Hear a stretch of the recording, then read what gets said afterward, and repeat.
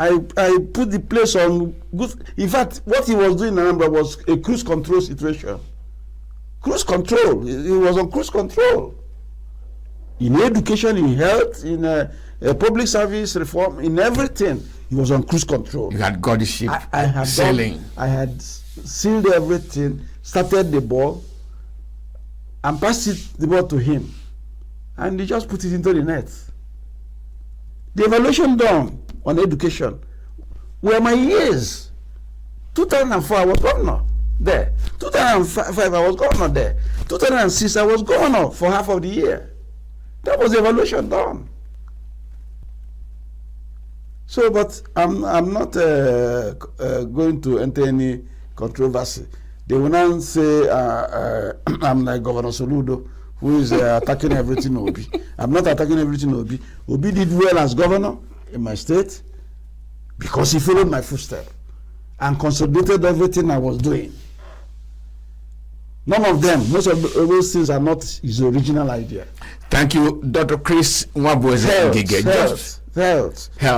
Health. I put up the two teaching hospitals on Ngige Hospital where I did my housemanship at Amako.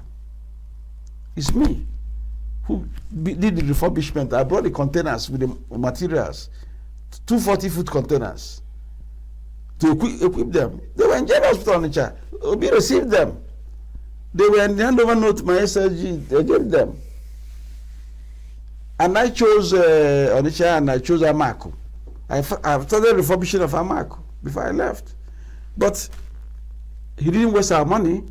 He put it into good use. Yes, he put it into good use. Well, former governor... So like he left money for Obi and I left money for him too. So you should be talking about it. Okay. Dr. Ngige, we are coming to the third leg of this conversation. Yes. And I'm sure that you want to sip either some coffee or some tea. Can I take a break? No, please? Go ahead. Well, if Dr. Ngige is not going to drink, I am going to drink at least a glass of, a sip of coffee. Yes. Good for me this morning. Okay. When we come back, we go to the last leg of this conversation. Yes. Please stay with us. Every second, every minute, every day.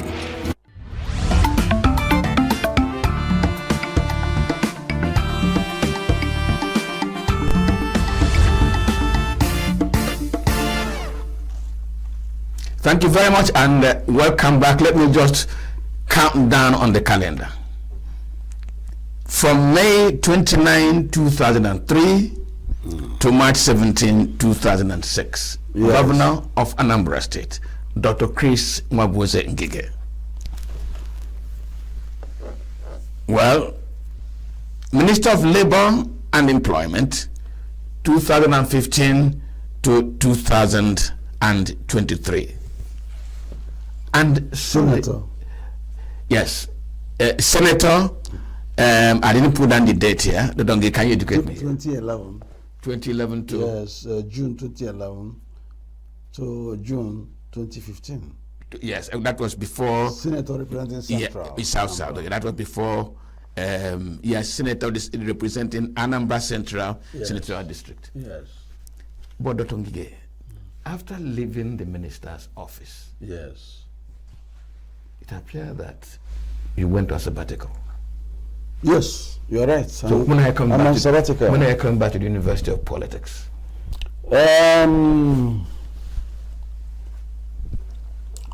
you see, to be frank with you, from that 1999 to May 2023, I was in active politics. Yes, you were. From Assistant National Secretary of Party to vying for Senate, from vying for Senate to governorship, from governorship to that Senate again.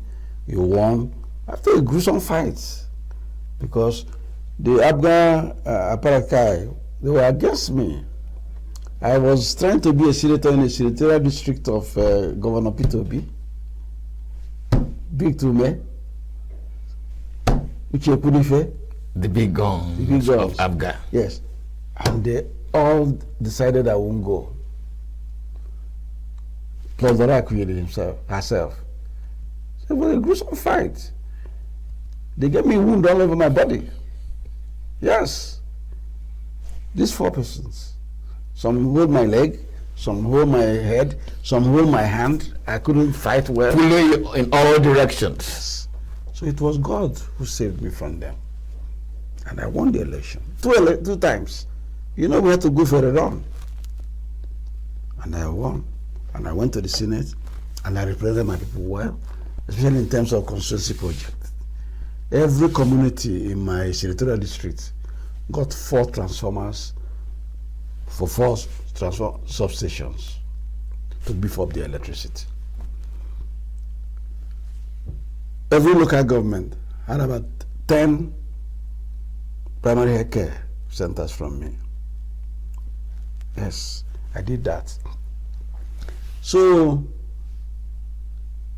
I needed a rest when I finished 8 years as labor minister. Even the then President Buhari used to pity me. He said, Labor, this job is very, very difficult, but please bear with me. That's what he tells me. So I had to do the job, and I did it to the best of my ability. I put Nigeria back on world map as a member of the governing board of the International Labour Organization, ILO. Before I left, they promoted Nigeria to become the president of a governing board. It's only Igbo countries that get it, but I got it for Nigeria. To cheer everybody, the 180-something members of ILO, including the superpowers, America, Britain, Russia, China. Nigeria became their president. And today, there's a community in the universities for the past 2 years. No strike. People don't ask why. I secured court judgment from the federal government at the industrial court, and then ratified by the last court on labor issues, the Court of Appeal, that there's a law that is ratified, a law from the Nigerian National Assembly in the Trade Dispute Act 2004, and also in the ILO conventions and statutes on industrial relations between worker and employer. And it says that once a worker withdraws his service or her services, he or she is not entitled to any pay for the period of absence. And this is the only way you can protect enterprises and their owners. That they have the right to now take money from that money they are not paying and hire emergency workers to keep their enterprise afloat. It's an ILO convention statement. It's there. So the Court of Appeal of Nigeria have ratified that particular section of the Trade Disputes Act and ILO convention. That's why you have stability in the system, which this government is enjoying today. Because that is the big elephant in the room. If you're a union and you want to call out your workers on strike, you make provision for the money to pay them for the period of the strike. That's how it's done overseas. It's not been done here before I became labor minister. But before I left, I fought an internecine battle with ASU, with other unions in the universities and polytechnics and everywhere, technologies. I fought it. with a lot of bruises on my body. But I needed to fight it because my children were in Nigerian universities. I had resources to send them abroad, but I refused. I want them to have classmates here. Let me congratulate you on that. Yes. The three of them, and there are 3 medical doctors. One went to University of Lagos, the girl. She graduated at the University of Lagos, 2021. The boy went to Anambra State University Medicine, graduated 2020, immediately after COVID. The other boy, University of Abuja, 2022. So I'm a parent. So when they go on strike, my children come back home. I see them every morning. And that's why I take the discussions very seriously and passionately. But when the officials, for some strange reasons, believe that they can twist, believe that they can intimidate or blackmail me as minister, I said, no, I have to stop you. And that's exactly what I did. So I did what the law said I should do. In Section 16 of the Trade Dispute Act, that if a negotiation breaks down, the labor minister can transmit such a case to either IAP or National Industrial Court in the first instance. Suo motu. And so that's what I did in 2021 as a strike. Some of them are vilifying me, but some of them have also seen the goodness of what I did. But that's the law. Because I not only is it the law, I offered them whatever they could get, the best, in terms of salary. I went to the president and got that approval for us to move doctors and these other people and some other professionals to have 25% rise in their salary. Then the consultants amongst them, then the professors among them, and associate professor, 40%. My target was to get the professors to earn nothing less than 1 million naira. You know how? Salary is different from allowances. It's salaries and allowances that is called remuneration.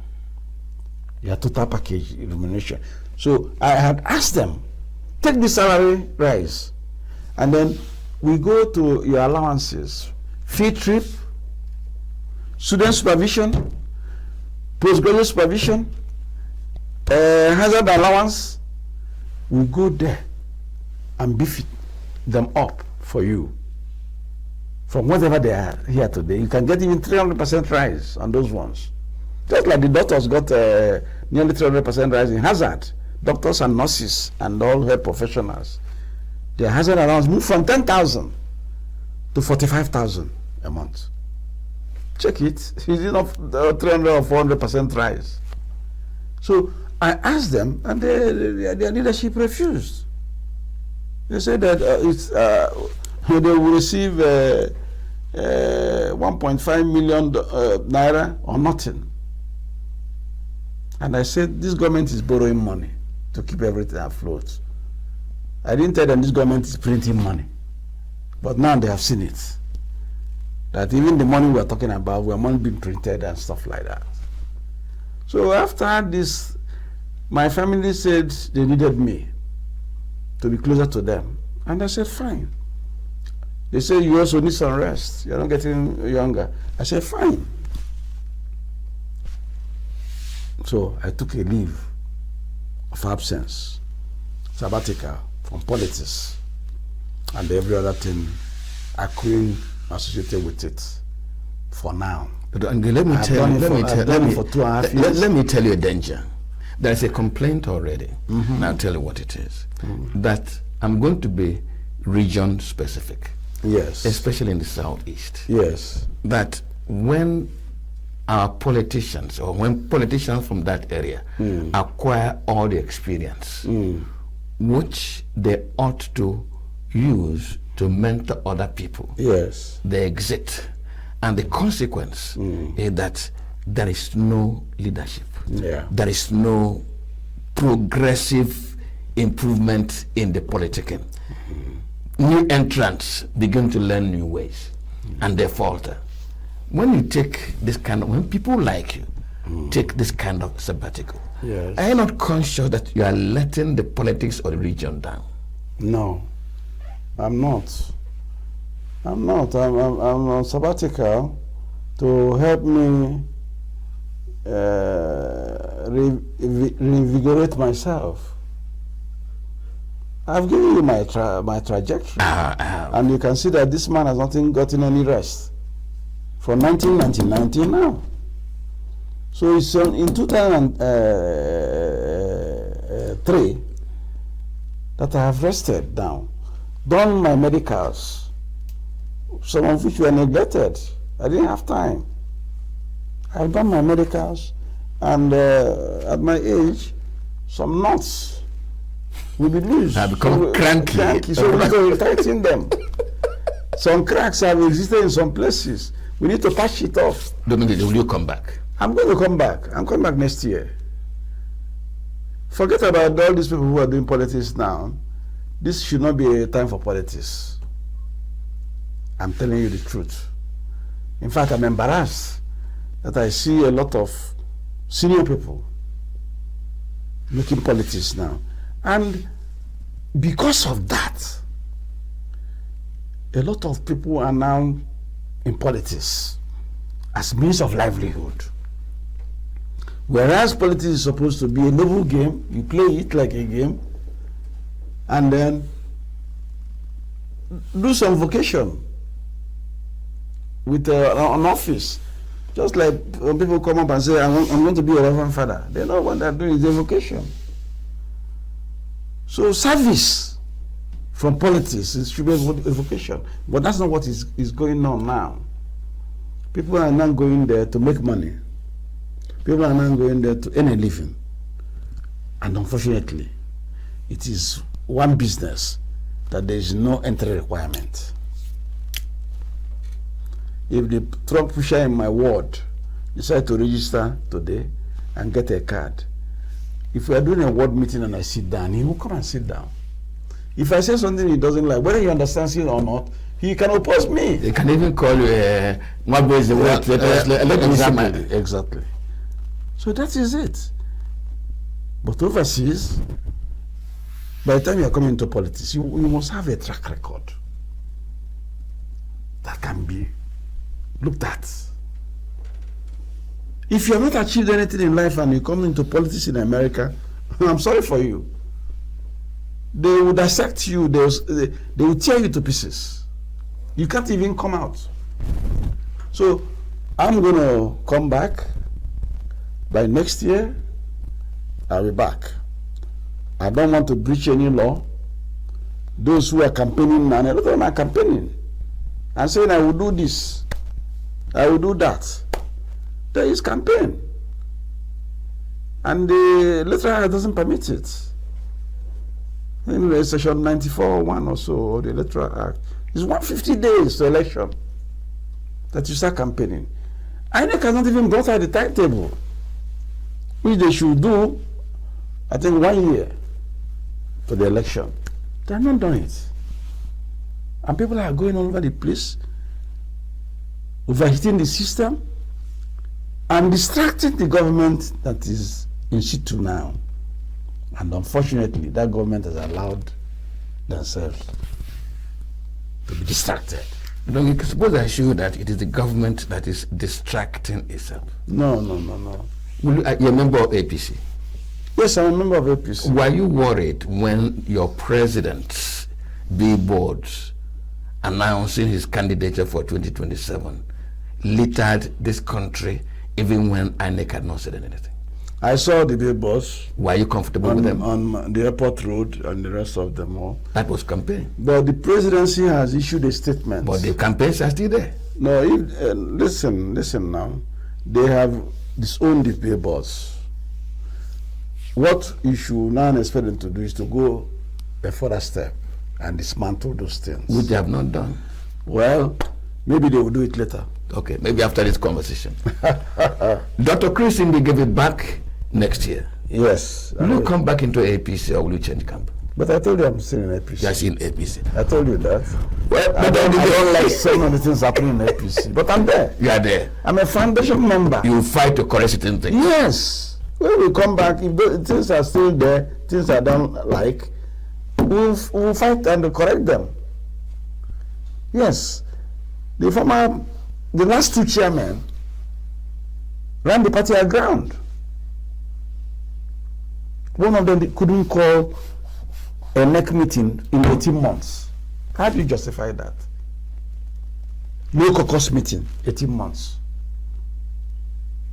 People like Senator Ndume were now forced to start criticizing their own government in the media. Whereas if he has an outlet, if he has a platform or a forum where he can do all this, it will be inside the party. Correct. That's how it's done.